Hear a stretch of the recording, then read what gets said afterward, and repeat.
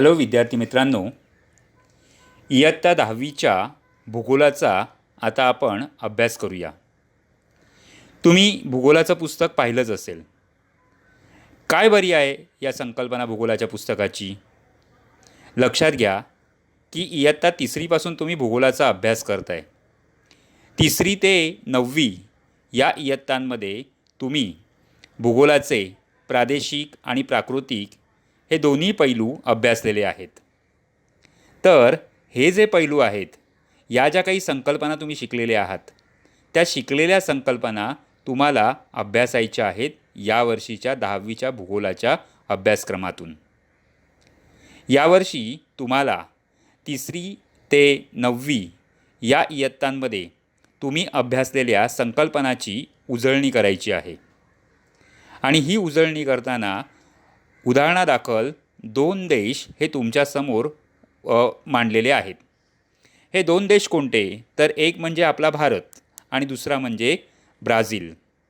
भारत आणि ब्राझीलचा अभ्यास तुम्हाला यावर्षी करायचा आहे.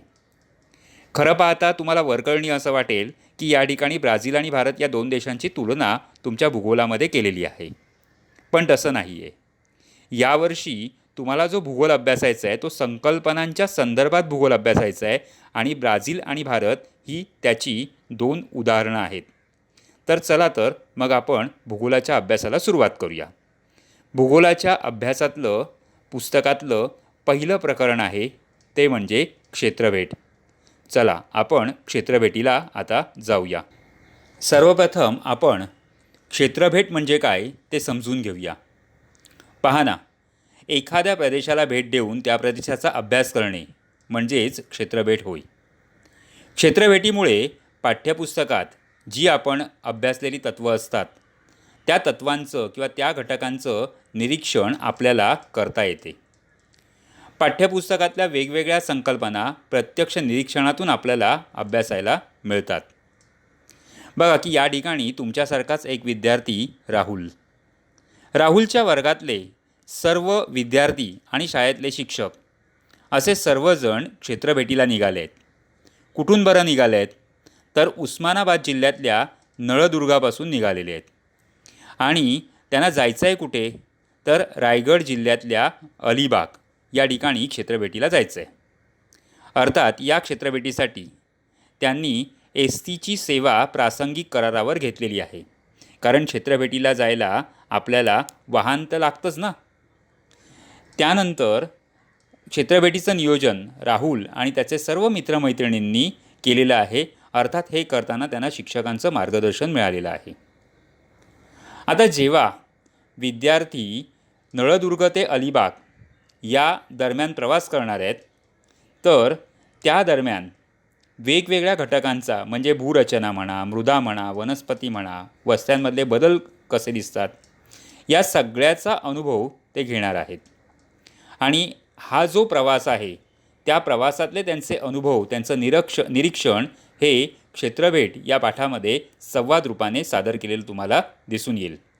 या ठिकाणी बघा की राहुल आणि त्याच्या मित्रांचा क्षेत्रभेटीचा जो प्रवास आहे त्या प्रवासाचा नकाशा तुमच्या पाठ्यपुस्तकामध्ये नळदुर्ग ते अलिबाग आणि या दरम्यानच्या काळामध्ये ते ज्या ज्या ठिकाणी थांबणार आहेत, वास्तव्य करणार आहेत, त्या सर्व ठिकाणांचं वर्णन या ठिकाणी नकाशामध्ये केलेलं तुम्हाला दिसून येईल. बघा मित्रांनो, तुम्हाला कुठेही फिरायला जायचं असेल, सहलीला जायचं असेल, तर त्यासाठी सगळ्यात महत्त्वाची गोष्ट आहे ते म्हणजे त्याच्या आधीचं नियोजन. मग क्षेत्रभेट तर अगदी उद्दिष्टानुसार ठरवून केलेल्या अभ्यासासाठी केलेली ही सहल. मग क्षेत्रभेटीसाठी कोणकोणतं साहित्य बरं आवश्यक आहे? बघा, क्षेत्रभेटीला जाताना तुम्हाला बऱ्याच गोष्टी घेऊन जाव्या लागतात. मग त्या महत्त्वाच्या गोष्टींची चेकलिस्ट तयार करा. बघा काय काय लागेल. तर पहिली गोष्ट म्हणजे सामानाची बॅग, की ज्यामध्ये तुमचं सर्व सामान हे व्यवस्थित मावेल, तुमचे कपडे राहू शकतील, अशी बॅग व्यवस्थित घ्यायची आहे. पाणी हे आवश्यक आहे, त्यामुळे पाण्याची बाटली. क्षेत्रभेटीला जातो आहे, सहलीला नाही आहे, त्यामुळे त्या ठिकाणी जो तुम्ही अभ्यास करणार आहात, जे निरीक्षण करणार आहात, त्या निरीक्षणाच्या नोंदी ठेवण्यासाठी वही आणि पेन हे आवश्यक आहे. सोबत तुमच्या आरोग्याची काळजी करण्यासाठी प्रथमोपचार पेटी ही आवश्यक आहे. क्षेत्रभेटीच्या दरम्याने तुम्हाला जर का काही छान वेगळं जाणवलं, वेगळं पाहिलं तुम्ही, तर त्या वैशिष्ट्यपूर्ण भूदृश्यांची आणि सगळ्या बाबींची छायाचित्र घेण्यासाठी तुम्हाला कॅमेरा आवश्यक आहे. कधीकधी काही गोष्टी या आपल्या नजरेच्या टप्प्यात नसतात, त्या दूरवर असतात. तर अशा गोष्टी पाहण्यासाठी दुर्बीण आवश्यक आहे. ऊन लागेल तर टोपी किंवा कॅप घ्या. समजा दिशा पाहायची असेल, दिशा समजून घ्यायच्या असतील, तर ते समजण्यासाठी दिशादर्शक असं होकायंत्र घ्या. आणि सगळ्यात महत्त्वाचं म्हणजे ज्या प्रदेशाला तुम्ही भेट देणार आहात त्या प्रदेशाचा, त्या क्षेत्राचा नकाशा हा तुमच्यासोबत ठेवणं आवश्यक आहे. बघा की राहुलच्या शाळेची क्षेत्रभेट निघालेली आहे. त्या क्षेत्रभेटीचं नियोजन कसं आहे? तर 2 दिवसाची क्षेत्रभेट आहे. पहिला दिवस ज्या ठिकाणी ते प्रवासाला सुरुवात करणार आहेत ते म्हणजे उस्मानाबाद जिल्ह्यातील नळदुर्गापासून. आता या ठिकाणी तुमच्या लक्षात येईल की 6 वाजता त्यांची बस ही प्रवासाला निघालेली आहे. सकाळची जी न्याहारी आहे ती सोलापूरमध्ये घेणार आहेत, जे सोलापूर जिल्ह्यात आहे. दुपारचं जेवण ते सिंहगडावर म्हणजेच पुण्याला घेणार आहेत आणि त्या ठिकाणी रात्रीचा मुक्काम पुण्यात ते करणार आहेत. तर असं त्यांच्या क्षेत्रभेटीच्या पहिल्या दिवसाचं नियोजन केलेलं आहे. आता या ठिकाणी आपण त्याने काय काय बरं बघितलं आहे ते आपण पाहू. पण दरम्यानच्या काळामध्ये लक्षात घ्या की या ठिकाणी हा जो भूगोलाचा पाठ्यक्रम आहे हा कृतीयुक्त आहे. त्यामध्ये विविध गोष्टी आहेत. आता त्यामध्ये बघा की चर्चा करा याच्याशी संबंधित काही प्रश्न तुम्हाला विचारलेले आहेत की तुम्ही जर का क्षेत्रभेटीमध्ये या ठिकाणी सहभागी असाल तर कशी तयारी कराल, लिहून काढा कशी तयारी करणार ते. त्यानंतर समजा क्षेत्रभेटीचं आयोजन शिक्षकांनी तुम्हाला करायला सांगितलं तर तुम्ही तपशीलवार नियोजन कसं कराल, याचे काही मुद्दे तयार ठेवायचे आहेत तुम्हाला. तर आपण आता हा संवादात्मक धडा शिकायला सुरुवात करूया. पहा की क्षेत्रभेटीला निघताना शिक्षिका विद्यार्थ्यांना सूचना देतात की आता आपण नळदुर्गाहून सोलापूरकडे जात आहोत. सोलापूरजवळ आपण सकाळची न्याहारी घेणार आहोत आणि पुण्याला सिंहगडावर जेवण घेणार आहोत. तुम्हाला संपूर्ण प्रवासामध्ये रस्त्याच्या दोन्ही बाजूला निरीक्षण करून खालील मुद्द्यांच्या आधारे वहीत नोंदी करायची आहेत. आता पहा की उस्मानाबाद जिल्ह्यातील नळदुर्गापासून रायगड जिल्ह्यातील अलिबागच्या प्रवासादरम्याने काही गोष्टींच्या नोंदी करायच्या आहेत, कारण तुम्ही क्षेत्रभेटीला जात आहे, अभ्यास सहल आहे ही तुमची. त्यामुळे कोणकोणत्या मुद्द्यांच्या निरीक्षण नोंदी करायच्या आहेत तर पहा की भूरचना, जलाशय, वनस्पती, मृदा, शेती, मानवी वस्त्या, वसाहतींचा आकृतिबंध, हे जे सगळे मुद्दे आहेत ते सगळे मुद्दे हे क्षेत्रभेटीच्या दरम्याने नीट नोंदवून घ्यायचे आहेत. आता या ठिकाणी राहुल काय बरं संवाद साधतो, त्याला लक्षात येतं की या ठिकाणी चढ उताराची भूरचना आहे आणि जमीन सपाट आहे आणि काही ठिकाणी या ठिकाणी शेतीसुद्धा दिसत आहे. या ठिकाणी बघा की सह्याद्रीच्या डोंगर रांगा आणि त्या डोंगर रांगांमधला त्यांचा प्रवास तुमच्या लक्षात येईल. या ठिकाणी साक्षी नावाची राहुलची मैत्रिणी सांगते काय बरं की रस्त्याच्या दोन्ही बाजूला छोट्या छोट्या वस्त्या आहेत, चहाची दुकानं आहेत, धाबे आहेत, पेट्रोल पंप आहे आणि इतर दुकानंसुद्धा त्यांना दिसत आहेत. मग शिक्षिका मीनाला विचारतात की तू सांग काय बरं दिसतंय ते. मीना सांगते, मॅडम आता आपण रस्त्याच्या उताराच्या दिशेने जातो आहे. शिक्षिका म्हणतात बरोबर आहे. या ठिकाणी बघा की महाराष्ट्राचा नकाशा आहे, या ठिकाणी वेगवेगळ्या डोंगररांगा आहेत. तर या ठिकाणी शिक्षिका सांगतात की आपण बालाघाट रांगेच्या दक्षिणेला आहोत. बालाघाट ही सह्याद्री पर्वताची पूर्वेकडे पसरलेली एक डोंगररांग आहे. तुम्हाला दिलेला नकाशा आणि बाहेरील भूरचना पाहत जा. भूरचनेत होणारे बदल सहज दिसून येतील. आणि आता वस्त्यांच्या आकृतिबंध आणि घरांबद्दल सांगा. बघा की यापूर्वीच्या भूगोलाच्या पाठ्यपुस्तकामध्ये तुम्ही वस्त्यांचा आकृतिबंध आणि घरांची रचना आणि वस्त्यांची रचना ही अभ्यासलेली आहे. या ठिकाणी क्षेत्रभेटीतून याचं प्रत्यक्ष निरीक्षण करायचं आहे, हे लक्षात ठेवायचं आहे. आता सूरज काय सांगतो, तो सांगतो की मॅडम ग्रामीण भागात रस्त्यालगतच्या वस्त्या एका ओळीत आहेत. घरांच्या भिंती दगडाच्या मातीच्या आहेत आणि घरांच्या छपरासाठी लाकूड आणि मातीचा उपयोग केला आहे. म्हणजे बघा की ग्रामीण वस्त्या ज्या आहेत त्या ग्रामीण वस्त्या कशा आहेत याचं सूरजने छान विश्लेषण केलेलं आहे. आता रेणुका सांगते की या परिसरात सगळीकडे बहुतेक गवत असून ते सुकलेलं आहे आणि काही ठिकाणी निष्पर्ण झाडं दिसत आहेत. लक्षात ठेवा मित्रांनो, की आपण ज्या वेळेला ह्या क्षेत्रपेटीचा विचार करतो की आपण क्षेत्रपेटीला जातो, त्यावेळेला सगळी बदलत जाणारी सृष्टीची आणि भूरूपं ही आपल्याला लक्षात येतात. आता शिक्षिका म्हणतात सूरज, रेणुका बरोबर आहे. या ठिकाणी अशी घरं असलेल्या वस्त्यांना रेषाकृती वस्त्या म्हणतात. हे आपण 7वीत शिकलो. आणि वरती ज्या घरांवर सरळ छप्पर असतं आणि गच्ची असते त्या घरांना धाब्याची घरं असे म्हणतात.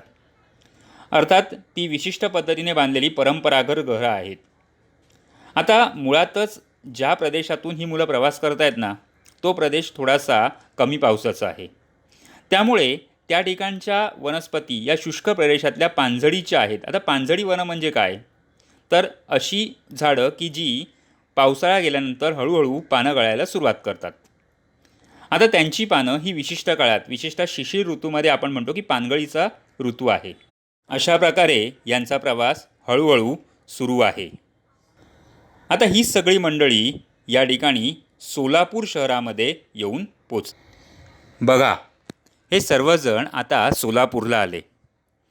या ठिकाणी शिक्षक सांगतात की आता आपण सोलापूर शहरात आलो. शहरी भागात लोकसंख्येची घनता जास्त असते, त्यामुळे येथे अनेक मजली इमारती दिसतात. या इमारती सिमेंट, वाळू, खडी आणि पाणी यांचं मिश्रण करून विटांच्या साहाय्याने बांधलेल्या असतात. शहरातील रस्त्यालगत मॉल, मोठी हॉटेल्स आणि अनेक सुखसुविधा, आधुनिक सुविधा असलेली दुकानं तुम्हाला दिसतील. अर्थात विद्यार्थ्यांनी काय केलं, तर विद्यार्थी शहरातल्या वेगळेपणाचे निरीक्षण करत राहिले. आता सोलापूर शहरातून बाहेर पडल्यानंतर शिक्षकांनी राहुलला न्याहारीचे पुढे वाटायला सांगितले. बघा, पॅक स्नॅक. इथे कुठे थांबले नाहीत, गाडीतच त्यांनी न्याहारी केली. त्यानंतर शिक्षिकेने सांगितलं की आता आपण सोलापूर शहराबाहेर जात आहोत. मुलांनो, आजूबाजूला असणारी शेती पहा, काय दिसते ते नोंदवा. अर्थात विद्यार्थ्यांनी काय केलं, तर विद्यार्थ्यांनी रस्त्याच्या दुतर्फा म्हणजे गाडीच्या दोन्ही बाजूला निरीक्षण केलं आणि वहीत नोंदी करायला सुरुवात केली. अर्थात नोंदी करण्याचं काम हे बराच वेळ चाललं. शेवटी सावित्री म्हणाली की मॅडम, मला इकडे हिरवीगार शेतं दिसत आहेत. नळदुर्ग सोडल्यानंतर तिथे झुडपी पिकं दिसत होती. कुठेतरी एखादं क्षेत्र ऊसाचं होतं, पण या ठिकाणी सर्वत्र ऊसच ऊस दिसतोय. तुम्हाला माहिती आहे की तुम्ही पिकांचा अभ्यास केला असेल यापूर्वीच्या इयत्तांमध्ये. त्या ठिकाणी तुमच्या लक्षात येईल की ऊस हे जास्त पाणी लागणारं पीक आहे. आता या ठिकाणी शिक्षिका काय सांगतात की बरोबर आहे, आपण नळदुर्ग सोडल्यानंतर तिथे मूग, उडीद आणि इतर कडधान्याची पिकं दिसली की ज्यांना कमी पाणी लागतं.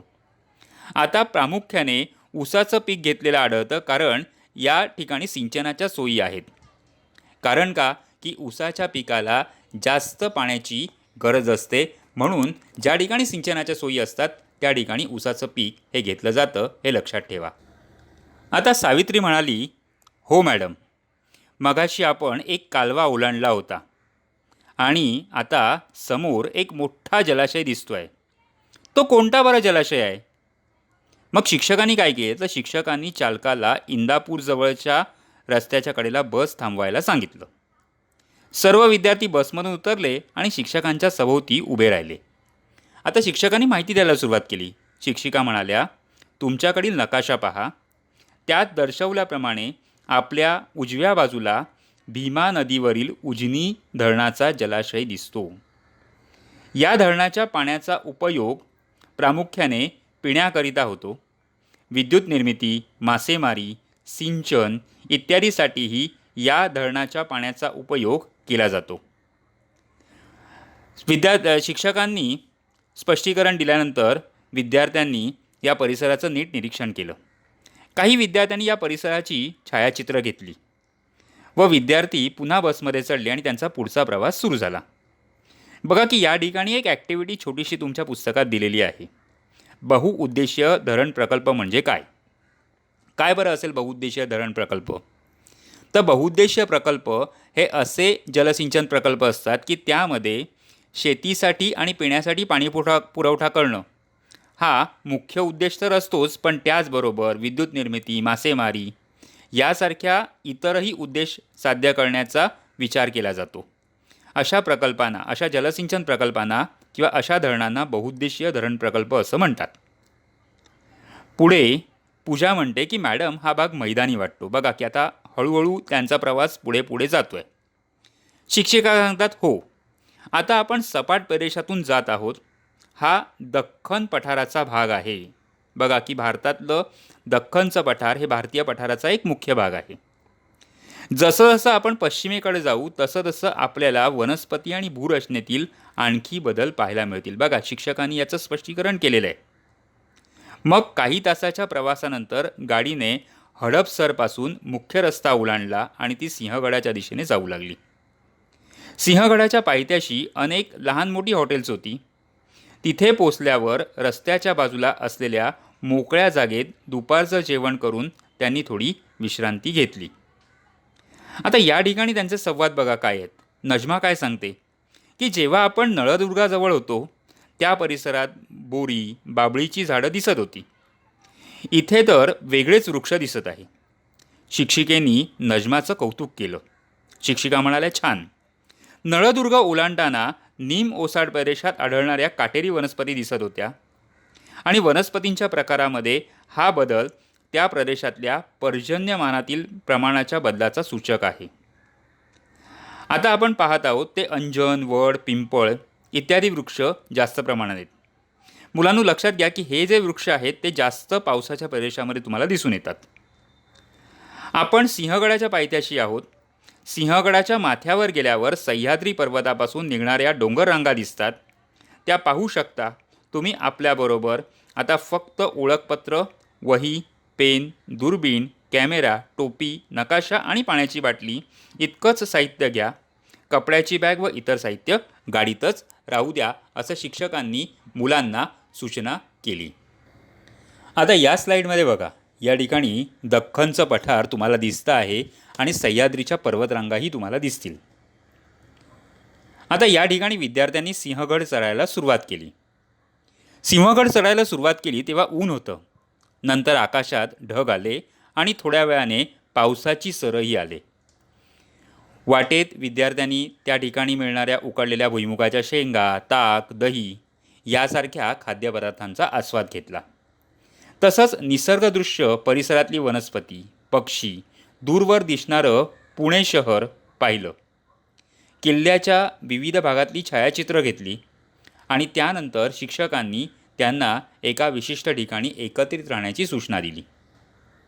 आता शिक्षिकेंनी मुलांना सांगितलं की आता आपण सिंहगड किल्ल्यावर आहोत. गडाबद्दलची माहिती आपण कशी मिळवू शकतो. बघा की क्षेत्रभेटीच्या दृष्टीने एखाद्या भूप्रदेशाची माहिती मिळवणं हे विशेष महत्त्वाचं आहे. नेहा म्हणाली मॅडम आम्ही सिंहगडाच्या प्रवेशद्वाराच्या जवळ एक फलक पाहिला. त्या फलकावर सिंहगडाबद्दल माहिती आहे. आम्ही त्याचं छायाचित्रसुद्धा घेतलं आहे. शिक्षिकेने नेहाचं कौतुकही केलं आणि म्हणाल्या खूप छान नेहा. आता भूरचनेच्या वैशिष्ट्यातला फरक कोण सांगेल प्रश्न विचारला. कासिम म्हणाला आधी आपण कमी अधिक उतार असलेला व मैदानी प्रदेश पाहिला, पण या ठिकाणी डोंगराळ भाग आहे. आपण जास्त उंचीवर असल्यामुळे ढगांचा अनुभव घेत आहोत. बघा की उंचीवरून जेव्हा आपण एखादा भूप्रदेश पाहतो ना तेव्हा आपण इमॅजिन करू शकतो की पक्षांना खालचा भूभाग कसा दिसत असेल. शिक्षिका म्हणाल्या छान, खूप छान कासिम. आपल्याला इथून दऱ्या, डोंगर, टेकड्या, शिखरांचे सुळके आणि ज्वालामुखीच्या उद्रेकापासून तयार झालेले खडकांचे थर अशा अनेक प्राकृतिक वैशिष्ट्ये दिसत आहेत. हा कोणता खडक आहे ओळखलात का? किल्ल्यावर येताना मार्गात भूस्खलन म्हणजे काय तर भूस्खलन म्हणजे जमीन घसरणं. तर भूस्खलनामुळे पडझडीचे अवशेष तुम्हाला पाहायला मिळाले असतील. आता सभोवताली प्रदेशातील शेतीचा आकृतिबंध पहा. बघा मित्रांनो की सिंहगडावरनं जेव्हा आपण खाली बघतो त्यावेळेला खूप छान असं दृश्य आपल्याला दिसतं. राहुलने सांगितलं की हा अग्निजन्य प्रकारचा बेसाल्ट खडक आहे. याचा अभ्यास आम्ही 6वीत केला होता. मेरी म्हणाली, आपण राहतो त्या प्रदेशात प्रामुख्याने कडधान्याची पिकं दिसली. सोलापूर ते पुणे ऊसाचं पीक जास्त प्रमाणात आढळलं, पण इथे मात्र भात शेती आहे. बघा की जसा जसा प्रदेश बदलतो तसा तसा सगळ्या गोष्टी बदलत जातात. शिक्षिका म्हणाल्या, बरोबर आहे. याचं मुख्य कारण म्हणजे या प्रदेशात असणारं जास्त पर्जन्यमान. कोटासारखी रचना असलेले गड तुम्ही यापूर्वी कुठे पाहिलं आहे आणि गडाच्या रचनेमध्ये कोणता फरक आहे हे ओळखा. वहिदा म्हणाली, मॅडम, आपण याची तुलना नळदुर्ग किल्ल्याशी करू शकतो. परंतु नळदुर्ग किल्ला हा सिंहगडासारखा डोंगरावर नाही, तर तो पाहण्यासाठी चढण चढावी लागत नाही. शिक्षिका म्हणाल्या, खूप छान. आता आपण किल्ल्याच्या माथ्यावर आहोत. हा किल्ला पर्वत माथ्यावर बांधला आहे. याला डोंगरी किल्ला म्हणतात. हे ठिकाण सुरक्षिततेच्या दृष्टीने व सभोवतालच्या परिसरावर देखरेख ठेवण्यासाठी योग्य आहे, म्हणून हा किल्ला बांधला गेला. नळदुर्ग हा भुईकोट किल्ला आहे. लक्षात घ्या की किल्ले हा आपल्या राज्याचा वारसा आहे, ते आपल्याला इतिहास सांगतात. इकडे व खालच्या बाजूस पहा. समोर जा, पाण्याचा साठा दिसतो. तो खडकवासला धरणाचा जलाशय आहे. या धरणातील पाणी पुणे शहर आणि सभोवतालच्या भागाला पुरवले जाते. आता आपण किल्ल्याच्या कल्याण दरवाजाकडे जाऊ. इकडे या ठिकाणी रचना पहा. याला देवटाके म्हणतात. नैसर्गिक झऱ्यातून येणाऱ्या पाण्याचा साठा इथे केला जातो. यातून गडावर वस्ती करणाऱ्यांना आजही वर्षभर पाणी मिळते. आता आश्चर्य व्यक्त करत, बापरे, इतकी शतकं इतक्या उंच जागी पाणी कसं बरं मिळत असेल? सर्व विद्यार्थ्यांनी आश्चर्य व्यक्त केलं. आणि नंतर मग काय, सिंहगडावर मजा सुरू झाली. शिक्षकांनी सर्व विद्यार्थ्यांना पिठलं भाकरी मिळणाऱ्या एका झोपडीकडे नेले. यांसारख्या अनेक झोपड्या विद्यार्थ्यांनी पाहिल्या. पर्यटकांना खानपानाच्या सुविधा येथे दिल्या जात होत्या. सिंहगडावर काही वेळ घालवल्यानंतर सर्व विद्यार्थी पायथ्यापाशी येऊन बसमध्ये बसले आणि रात्रीच्या मुक्कामासाठी पुणे शहराकडे बस निघाली.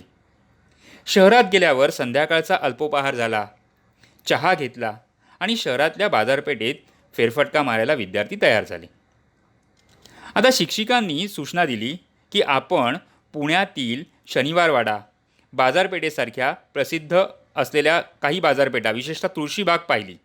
फुले मंडई या परिसरात थोडा वेळ फिरणार आहोत. या ठिकाणी घाऊक आणि किरकोळ बाजारपेठा आहेत. इथे तुम्ही खरेदी करू शकता. हे करताना मात्र तुम्ही केलेल्या निरीक्षणांची नोंद करायला विसरू नका. आणि मग परिसरातील फेरफटका झाल्यानंतर सर्वजण मुक्कामाच्या ठिकाणी आले आणि रात्रीचे जेवण करून झोपले आणि पहिल्या दिवसाचा विद्यार्थ्यांचा प्रवास या ठिकाणी संपला. आता यापुढे आपण पाहणार आहोत क्षेत्रभेटीचा दुसरा दिवस. बघा काय नियोजन आहे या दिवसाचं. पहिलं म्हणजे पुण्याला न्याहारी करून ही मुलं प्रवासाला सुरुवात करणार आहेत. त्यानंतर राजमाची, लोणावळा या ठिकाणी काही निरीक्षण करणार आहेत आणि त्यानंतर दुपारी ते अलिबागला पोहोचणार आहेत. तिथे जेवण घेणार आहेत. तिथे क्षेत्रभेट, इतर अभ्यास करणार आहेत, निरीक्षण करणार आहेत. थोडीशी मजा अलिबागच्या समुद्रकिनाऱ्यावर करतील आणि अलिबागला रात्री मुक्काम करणार आहेत. तर अशा प्रकारे हा क्षेत्रभेटीचा दुसरा दिवस आणि हे त्याचं नियोजन. आता पहा, दुसऱ्या दिवशी सकाळी 7 वाजता सकाळची न्याहारी घेऊन मुलं अलिबागच्या दिशेने निघाली.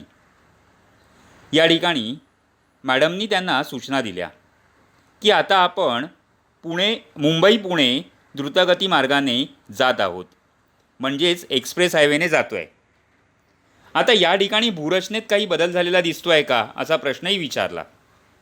आणि लोणावळ्याजवळ राजमाची या ठिकाणी थांबणार आहोत असं सांगितलं. यावर तुषार म्हणाला, होय मॅडम, आपण जरी सपाट रस्त्यावरनं जात असलो तरी आजूबाजूला डोंगराळ प्रदेश दिसतोय. घरांची संख्या ही कमी होताना दिसते, म्हणजे एक्सप्रेस हायवेने आता त्यांची गाडी चालली आहे. लोणावळ्याच्या जवळ पुढे गेल्यावर राजमाची या ठिकाणी गाडी थांबवून शिक्षकांनी भूरचनेच्या वैशिष्ट्यांच्या बाबतीत मुलांना माहिती दिली. शिक्षिका म्हणतात की हा पश्चिम घाटाचा उतार आहे. उतार म्हणजे मुंबईच्या दिशेचा. या पर्वतीय भागाला आपण सह्याद्री म्हणतो. या ठिकाणी भूउतारावरून काही फरक सहजपणे पाहू शकतो का? तर हो, निश्चितच आपण पाहू शकतो. बघा की पूर्वेकडचा उतार सह्याद्रीचा मंद स्वरूपाचा आहे, पण पश्चिमेकडचा उतार हा तीव्र आहे. पश्चिमेकडच्या बाजूला कडा आणि अनेक धबधबे दिसत आहेत. याबद्दल आपण इयत्ता 9वीमध्ये शिकलो आहोत, याची शिक्षिकेने मुलांना आठवण करून दिली. या भागात उल्हास या पश्चिमेकडे वाहणाऱ्या प्रमुख नदीचं उगमस्थान आहे. अर्थात विद्यार्थ्यांनी छायाचित्र घेतली, पण त्यावेळेला सगळ्यात महत्त्वाचं म्हणजे पाऊस सुरू झाला आणि सर्वजण बसमधून पुढे निघाले. नामदेवने नकाशा पाहिला आणि म्हणाला, मॅडम, आता घाट उतरून खोपोलीकडे चाललो आहोत ना? शिक्षिका म्हणाल्या, बरोबर आहे. हा पश्चिम घाटातला बोरघाट म्हणजेच खंडाळा घाट म्हणूनही प्रसिद्ध आहे आणि तो खंडाळा घाट म्हणूनच ओळखला जातो. आता आपण भारताच्या पश्चिम किनारपट्टीच्या प्रदेशात उतरणार आहोत. आता तुम्हाला दिसणारे वृक्ष, घरं, मृदा यांचं निरीक्षण करा, असं मॅडमनी मुलांना सांगितलं. शिव म्हणाला, मॅडम, घाटात विविध प्रकारच्या वनस्पतींची दाट वनं दिसत आहेत. त्यामध्ये मोठ्या पानांची झाडं जास्त आहेत. अशी झाडं आपण सिंहगड परिसरातही पाहिली होती. शिक्षिका म्हणाल्या, बरोबर आहे, ती सागाची झाडं आहेत. हा सर्व प्रदेश पानझडी वृक्षांचा आहे. आता पानझडी म्हणजे काय? तर पावसाळा गेल्यानंतर काही काळातच ही वनं किंवा हे वृक्ष पानं गाळतात आणि परत पावसाळ्यामध्ये फुलायला लागतात, पानं यायला लागतात. आता या भागात अनेक वनराया आणि देवराया आहेत. आता वनराया आणि देवराया म्हणजे काय? तर बघा की राखीव भाग, जंगलाचा राखीव भाग ठेवण्याची ती एक पारंपरिक प्रथा आहे. घाट पार केल्यानंतर दाट वनं विरळ होतात आणि भात शेतीच्या जमिनी आणि औद्योगिक क्षेत्र दिसायला लागली. नजमा म्हणाली, मॅडम, हवेत बदल जाणवतोय. आता गरम व्हायला लागलाय आणि घामही येतोय. शिक्षिका म्हणाल्या, हो, हवेच्या बदलाची तुम्हाला जाणीव होत आहे. हवेतील आर्द्रता वाढल्यामुळे घाम येतो आणि त्वचा चिकट होते. आपण जसं जसं समुद्राजवळ जाऊ तसं तसं आर्द्रतेचं प्रमाण वाढेल. बघा की समुद्र आणि आर्द्रता यांचा घनिष्ठ सहसंबंध शिक्षिकेने मुलांना स्पष्ट केला. नामदेव म्हणाला, मॅडम, या भागात पाऊस सुरू झाला आहे आणि पावसाचं प्रमाणही जास्त दिसतं, त्यामुळे असं होत असावं. शिक्षिका म्हणाल्या, नामदेवचं निरीक्षण बरोबर आहे. या प्रदेशात पाऊस जास्त पडत असल्यामुळे तसंच समुद्र सानिध्यामुळे असं होतं. पावसाचं प्रमाण अधिक असल्यामुळे भात हे या ठिकाणचं प्रमुख पीक आहे. काही वेळातच आपण समुद्राजवळ पोचू. या समुद्राचं नाव सांगू शकाल का? अरबी समुद्र, सर्व विद्यार्थी एक साथ बोलले. शिक्षिका म्हणाल्या, छान. अलिबागला पोचल्यानंतर मुक्कामाच्या ठिकाणी जाण्यापूर्वी आपण तलाठी कार्यालयात जाणार आहोत. तिथे तुम्ही शाळेत तयार केलेल्या प्रश्नावलीच्या आधारे माहिती मिळवा. उर्मी म्हणाली, आम्ही त्या परिसरातील पिके, मृदा प्रकार, फळं आणि इतर नगदी पिकं यांच्याबाबत प्रश्न विचारणार आहोत. म्हणजे बघा, या मुलांनी काय केलं आहे, तर मुलांनी त्यांच्यासोबत प्रश्नावलीसुद्धा घेतलेली आहे. शिवाय परिसरात गोळा केला जाणारा महसूल, सिंचनाखालील क्षेत्र, पाणलोट क्षेत्र कार्यक्रम आणि ग्रामीण भागातील इतर व्यवसायांसंबंधीसुद्धा प्रश्न विचारणार आहोत. आता पहा की मुलं अलिबागला पोचली. अलिबागला दुपारी पोचल्यानंतर सर्वांनी तलाठी कार्यालयाला भेट दिली. त्यानंतर वेगवेगळ्या मुद्द्यांच्या आधारे, म्हणजे त्यांच्याकडे प्रश्नावली होतीच, तर त्याच्या अनुषंगाने त्यांनी माहिती घेतली. त्यानंतर ही सर्व मंडळी जेवायला गेली. शिक्षिका म्हणाल्या, जेवणानंतर आपण समुद्र किनाऱ्यावर जाणार आहोत. तुमच्यापैकी किती विद्यार्थी आज प्रत्यक्ष समुद्र पाहणार आहेत? बहुतेक सर्वांनी हात वर केले, कारण पठारावर राहणारी मुलं, त्यांना समुद्र माहिती नव्हता. अबिरा म्हणाली की मी तर आतापासून समुद्राच्या चित्तथरारक दृश्याची कल्पना करत आहे. तो कसा दिसत असेल, तिथं नेमकं काय असेल, का फक्त पाणीच पाणी असेल? शिक्षिका म्हणाल्या, खरं आहे अबिरा. आता आपण किनारपट्टीवर जाऊया. तिथे गेल्यानंतर कोणती काळजी घ्यायची याबाबत स्पष्ट सूचना सर्वांना दिल्या आहेत. इथे आपण एक किल्लाही पाहणार आहोत. त्याचं नाव आहे कुलाबा किल्ला. त्याला अलिबाग किल्ला असंही म्हणतात. यावेळी भरती आणि ओहोटीच्या वेळा आपल्याला लक्षात ठेवायच्या आहेत. का बरं असं सांगितलं असेल मॅडमनी मुलांना? बघा, कारण हा किल्ला किनाऱ्यापासून दूर समुद्रात आहे. इयत्ता 9वीमध्ये सागरी लाटांच्या कार्याचा आपण अभ्यास केला आहे. लाटांनी तयार केलेली काही भूरूपं आपल्याला या ठिकाणी पाहता येणार आहेत. तुम्ही सागरी भूरूपांची नावं सांगू शकता का? सर्व विद्यार्थी एका सुरात म्हणाले, पुळण, सागरी गुहा, तरंगघर्षित मंच, वाळूचा दांडा. शिक्षिका म्हणाल्या, वा, छान, तुम्हाला बरंच आठवतंय तर. सर्वांनी समुद्रकिनारा आणि किल्ला पाहिला. काही विद्यार्थ्यांनी घोडागाडीचं तसेच घोड्यावर बसण्याचा आनंद लुटला. नेहा म्हणाली, मॅडम, आधी पाहिलेल्या 2 किल्ल्यांपेक्षा हा किल्ला वेगळा आहे. शिक्षिका म्हणाल्या, खरं आहे नेहा, तू त्यांच्यामधला फरक सांगू शकतेस का? नेहा म्हणाली, होय मॅडम, हा किल्ला पाण्यात बांधला आहे, इतर 2 किल्ले जमिनीवर होते. शिक्षिका म्हणाल्या, हा किल्ला तरंगघर्षित मंचावर बांधला आहे. पाण्याने वेढलेला असल्यामुळे अशा किल्ल्याला जलदुर्ग असे म्हणतात. पूर्वी सागर किनाऱ्याचं रक्षण करण्यासाठी असे किल्ले बांधले जात. पश्चिम किनाऱ्यावर असे अनेक किल्ले आहेत. नेहा म्हणाली, होय, यापूर्वी मी जंजिरा, सिंधुदुर्ग अशी नावं ऐकली आहेत. आता मॅडमने विचारलं, तुम्ही घेतलेल्या माहितीच्या आधारे सांगा बरं, या ठिकाणी कोणते व्यवसाय आहेत ते? राहुल म्हणाला, मॅडम, इथे मासेमारी आणि शेती हे दोन्ही व्यवसाय चालतात. शिक्षिका म्हणाल्या, बरोबर राहुल, हे व्यवसाय कोणत्या प्रकारात येतात? मीना म्हणाली, मॅडम, हे प्राथमिक व्यवसाय आहेत. मुलांना तुम्हाला माहिती आहे ना की प्राथमिक व्यवसाय म्हणजे काय? त्याचा अभ्यास तुम्ही ऑलरेडी केलेला आहे. आता परत मॅडमनी माहिती दिली की खरं आहे, सुरुवातीला इथे मासेमारी हा व्यवसाय होता. त्यानंतरच्या काळात या प्रदेशात शेतीसुद्धा केली जाऊ लागली. बघा, किनाऱ्यावरचे प्रमुख व्यवसाय म्हणजे मासेमारी आणि शेती. पण किनाऱ्यापासून दूर किनाऱ्यालगत वाड्यांमध्ये नारळी, पोफळी म्हणजे सुपारी, फणस, केळी आणि काही मसाल्याच्या पदार्थांची लागवड होते. बघा, म्हणजे या ठिकाणी ज्या पिकांची लागवड होते किंवा ज्या झाडांची लागवड होते ती सर्व झाडं दमट हवामानामध्ये वाढणारी झाडं आहेत. आता ही जी शेती आहे त्या शेतीला बागायती शेती म्हणतात. आणि अर्थात सर्व पर्यटक या ठिकाणी येतात, त्यामुळे या ठिकाणी पर्यटन हा व्यवसाय झाला आहे असं शिक्षिकेंनी स्पष्ट केलं. मग काय, त्यानंतर सर्वांनी किनाऱ्यावरच्या वाळूमध्ये मौजमस्ती केली आणि सूर्यास्ताचं विहंगम दृश्य कॅमेऱ्यात टिपलं. बघा, इथे पण या स्लाईडमध्ये तुम्हाला सूर्यास्ताचं विहंगम दृश्य दिसेल. सूर्यास्तानंतर सर्वजण रात्रीच्या मुक्कामासाठी आले. क्षेत्रभेटीच्या अहवाल लेखनासाठी उपयुक्त मुद्द्यांवर त्या ठिकाणी चर्चा झाली. त्यांनी स्वतःची टासनं तयार केली आणि रात्रीचं जेवण घेतलं आणि विश्रांती घेतली.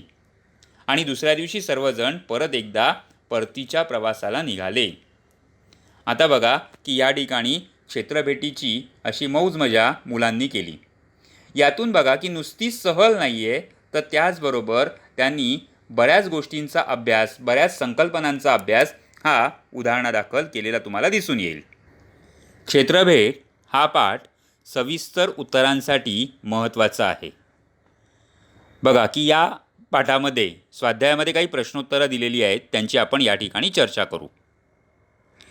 पहिला प्रश्न आहे, तुम्ही केलेल्या क्षेत्रभेटीचा अहवाल तयार करा. बघा की या ठिकाणी तुम्हाला अहवाल तयार करायचा आहे, पण त्यासाठी काही मार्गदर्शक मुद्दे मी या ठिकाणी देतो आहे. आता हा प्रश्न जो आहे तो दीर्घोत्तरी स्वरूपाचा आहे आणि तो मुक्तोत्तरी आहे, म्हणजे तो तुमच्या पर्सनल रिस्पॉन्सवर आधारित आहे. आता अहवाल तयार करताना कशा प्रकारे अहवाल करायचा, तर साधारणतः 2 ते 3 ओळीमध्ये अगदी 4 ओळीपर्यंत अहवालाची थोडक्यात प्रस्तावना करायची. मग क्षेत्रभेटीचं स्थान, जिल्हा, राज्य या सगळ्या बाबी त्या ठिकाणी नमूद करायच्या. त्यानंतरचा पुढचा मुद्दा म्हणजे प्रवासासाठी लागणारा वेळ. अंतर किती आहे, वाहतुकीसाठी साधनं कोणती लागतात, या सर्व बाबी या ठिकाणी नमूद करायच्या आहेत. त्यानंतर ज्या प्रदेशाला तुम्ही क्षेत्रभेट देणार आहात त्या क्षेत्रभेटीच्या प्रदेशाची भौगोलिक वैशिष्ट्य त्या ठिकाणी नमूद करायची आहेत. त्यानंतर क्षेत्रभेटीच्या प्रदेशामध्ये आढळणारं जे लोकजीवन आहे त्या लोकजीवनाची वैशिष्ट्य त्या ठिकाणी नमूद करायची आहेत. त्यानंतर क्षेत्रभेटी दरम्यान तुम्हाला ज्या काही वैशिष्ट्यपूर्ण बाबी आढळल्या त्या बाबींची त्या ठिकाणी नोंद करायची आहे. शेवटी क्षेत्रभेटीच्या निरीक्षणाच्या आधारे जो काही तुमचा निष्कर्ष असेल तो निष्कर्ष अहवालामध्ये लिहायचा आहे आणि सर्वात शेवटी या अहवालाचा योग्य समारोप करायचा आहे. म्हणजे साधारणतः 200 ते 250 शब्दामध्ये तुम्ही अहवाल तयार करू शकता. यापुढचा प्रश्न आहे, कारखान्यास भेट देण्यासाठी प्रश्नावली तयार करा. याचं उत्तर लिहिण्यासाठी बघा काय मुद्दे करायचे आहेत किंवा कसे प्रश्न तयार करायचे आहेत. उत्तर लिहिताना सुरुवातीला छोटंसं इंट्रोडक्शन की कारखान्यास भेट देण्यासाठी पुढील प्रश्नावली तयार करता येईल, म्हणजे ही प्रश्नाची सुरुवात किंवा ओपनिंग झाली. आता आपण प्रश्न पाहूया. प्रश्न क्रमांक 1, कारखान्याच्या मालकाचे किंवा व्यवस्थापनाचे नाव काय? दुसरा प्रश्न आहे, कारखाना किती वर्षे कार्यरत आहे व स्थापना कधी झाली? तिसरा प्रश्न आहे, कारखान्यात कोणकोणत्या वस्तूंचं उत्पादन घेतलं जातं आणि उपउत्पादने कोणती घेतली जातात, म्हणजे बाय प्रोडक्ट जी असतात ती कोणती आहेत? चौथा मुद्दा आहे, कारखान्यात किती कामगार काम करतात? पाचवा प्रश्न आहे, कारखान्यात वस्तूंच्या उत्पादनासाठी कोणता कच्चा माल वापरला जातो आणि हा कच्चा माल कुठून उपलब्ध होतो? सहावा प्रश्न आहे, कारखान्यातील उत्पादित वस्तूंची विक्री कुठे केली जाते? सातवा प्रश्न आहे, कारखान्यातील टाकाऊ पदार्थांचे व्यवस्थापन कसे केले जाते? आठवा प्रश्न आहे, कारखान्यात काम करणाऱ्या कर्मचारी व कामगार यांच्या कल्याणासाठी कोणत्या उपाययोजना राबविल्या जातात? नववा प्रश्न आहे, कारखान्याची अंदाजे वार्षिक आर्थिक उलाढाल किती आहे? आणि 10वा प्रश्न आहे, कारखान्यातर्फे कोणते समाजोपयोगी उपक्रम राबवले जातात? या व्यतिरिक्त तुम्ही तुमच्या मनाच्या आणखी काही प्रश्नांची भर यात घालू शकाल. प्रश्न क्रमांक 3, क्षेत्रभेटी दरम्यान कचऱ्याचे व्यवस्थापन कसे कराल? आता उत्तराची सुरुवात बघा कशी करायची आहे की क्षेत्रभेटी दरम्यान होणाऱ्या कचऱ्याचे व्यवस्थापन आम्ही पुढील प्रमाणे करू. 1. क्षेत्रभेटी दरम्यान क्षेत्रभेटीच्या क्षेत्रामध्ये कुठेही कचरा होणार नाही याची काळजी घेऊ. 2. क्षेत्रभेट परिसरात पडलेला कचरा गोळा करण्यासाठी सर्व स्वच्छता सामुग्री बरोबर घेऊ, उदाहरणार्थ कचऱ्यासाठी बॅग, झाडू इत्यादी. 3. क्षेत्रभेटीच्या दरम्यान आमच्याकडील टाकाऊ सामान किंवा टाकाऊ पदार्थ कुठेही टाकणार नाही तर ते आमच्यासोबत असलेल्या पिशवीमध्ये संकलित करू. 4. क्षेत्रभेटीच्या दरम्यान परिसराचे नुकसान होणार नाही याची काळजी घेऊ. 5. क्षेत्रभेटीच्या परिसरात कोणी कचरा करीत असल्यास त्यास प्रतिबंध करू. आणि 6. क्षेत्रभेटीचा परिसर जर का अस्वच्छ असेल तर आम्ही तो स्वच्छ करू. तर अशा प्रकारे तुम्ही कचऱ्याच्या व्यवस्थापनासंदर्भात तुम्ही हे मुद्दे मांडू शकता. त्याचबरोबर तुम्हाला सुचणारे विविध मुद्देसुद्धा असे उत्तरामध्ये ॲड करता येतील. प्रश्न क्रमांक 4, क्षेत्रभेटीसाठी तुम्ही कोणते साहित्य घ्याल? उत्तर आहे, क्षेत्रभेटीस जाण्यासाठी पुढील साहित्य घेणे आवश्यक आहे. 1. सामानाची बॅग व वैयक्तिक वापरासाठी पुरेसे साहित्य, पाण्याची बाटली व सुके अन्नपदार्थ. 2.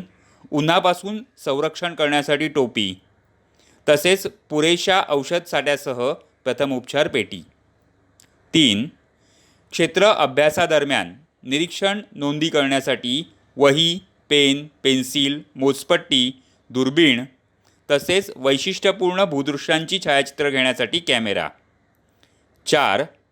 क्षेत्रातील माहिती समजून घेण्यासाठी क्षेत्राचा स्थानदर्शक नकाशा, क्षेत्राविषयीची माहिती पुस्तकं, दिशा समजण्यासाठी होकायंत्र यांच्यासारखे साहित्य सोबत घेऊ. आणि 5. क्षेत्रभेटीदरम्यान माहिती मिळवण्यासाठी प्रश्न नमुने व प्रश्नावली सोबत घेता येईल. याशिवाय तुम्ही इतर काही मुद्दे या उत्तरामध्ये ॲड करू शकता. 5वा प्रश्न आहे, क्षेत्रभेटीची आवश्यकता स्पष्ट करा. याचं उत्तर लिहिताना आपण 2 ते 3 वाक्यामध्ये याची प्रस्तावना करणार आहोत. उत्तर बघा. एखाद्या भूप्रदेशाला भेट देऊन त्याचा अभ्यास करणे म्हणजे क्षेत्रभेट होय. क्षेत्रभेट अत्यंत महत्त्वाची आहे. क्षेत्रभेटीची आवश्यकता पुढील मुद्द्यांच्या आधारे स्पष्ट करता येईल. 1. क्षेत्रभेटीमुळे एखाद्या ठिकाणची सामाजिक स्थिती जाणून घेता येते. 2. एखाद्या प्रदेशाचे प्रत्यक्ष निरीक्षण व स्थानिक लोकांची प्रत्यक्ष चर्चा करण्याची संधी मिळते. 3. क्षेत्रभेटीदरम्यान भौगोलिक घटक आणि प्रक्रियांचा प्रत्यक्ष अनुभव घेता येतो. 4. भूगोलाच्या पाठ्यपुस्तकातील संकल्पना प्रत्यक्ष अनुभवातून समजून घेता येतात. 5. मानव आणि पर्यावरण यांच्यातील सहसंबंध जाणून घेण्यासाठी क्षेत्रभेट अत्यंत आवश्यक आहे. आणि 6. क्षेत्रभेटीदरम्यान या प्रदेशाच्या समस्या जाणून घेण्याची संधी मिळते. तर अशा प्रकारे भूगोलाच्या पाठ्यपुस्तकातील पहिला पाठ जो संवादात्मक आहे, क्षेत्रभेट, तो क्षेत्रभेट पाठ आपण पाहिला आणि त्याच्याशी संबंधित काही प्रश्नोत्तरांची चर्चा केली. बघा की या पाठामध्ये अनेक मध्ये छोटे छोटे प्रश्न विचारलेले आहेत. त्या प्रश्नांची उत्तरं शोधण्याचा प्रयत्न करा. याशिवाय हा पाठ हा दीर्घोत्तरी प्रश्नांच्या दृष्टीने अतिशय महत्त्वाचा आहे. त्यामुळे या पाठावरच्या वेगवेगळ्या दीर्घोत्तरी प्रश्नांची आपण चर्चा केली आहे. पाठ पुन्हा अभ्यासा, संवाद समजून घ्या आणि त्याचबरोबर त्या संवादातून जी काही भौगोलिक संकल्पना समजतात तेही समजून घ्या. धन्यवाद.